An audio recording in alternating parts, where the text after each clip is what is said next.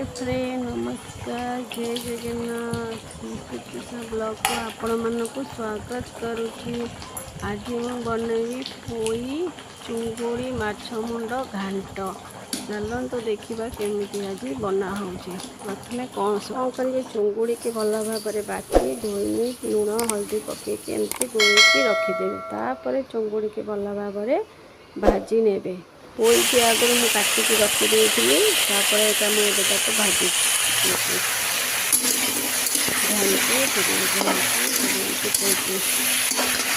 पोई हवा भितर आम इे मसलाटा प्रस्तुति करनवा। मसला प्रस्तुति रसुण अदा आपको पेस्ट बनईदवा।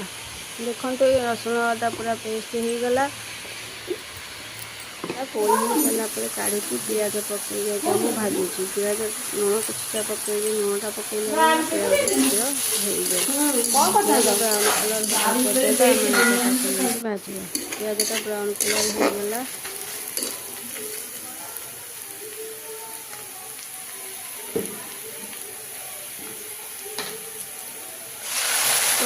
पेस्ट आम पकईवा पुणी घाटिया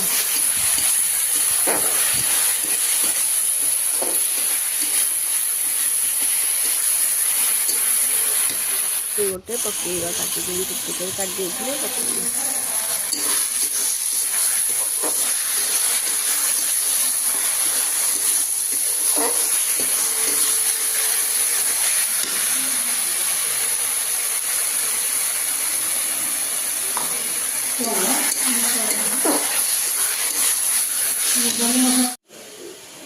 कौन नहीं चलतु देखा लंका गुंड मीट मसला धनिया गुंड जीरा गुंड आउ हलदी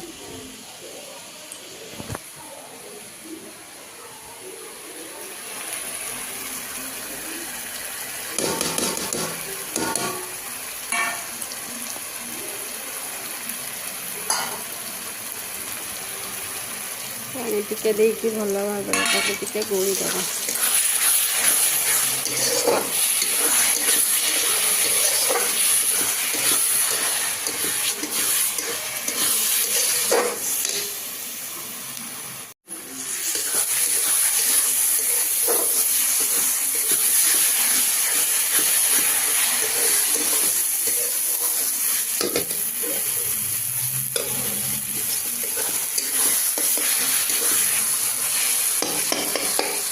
खंडे कषि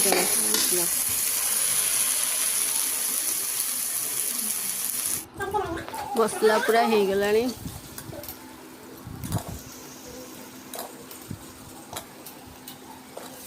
तापरे आलू पकेवा आलू पकईकि 5 मिनट कषि नवा। आलू को भाजने भाजिले भी चलो पकईले भी हम।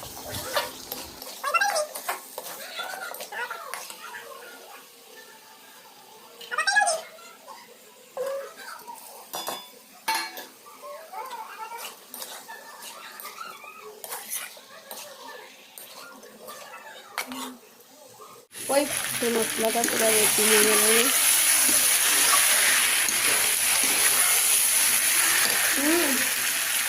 आलू पोई कषि हो सारे पानी देदबा।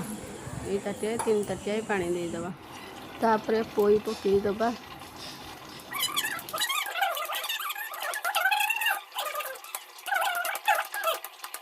गला मेन जिनिस पकईवा समय आसीगला टमाटो 10 मिनट 5 मिनट रेडी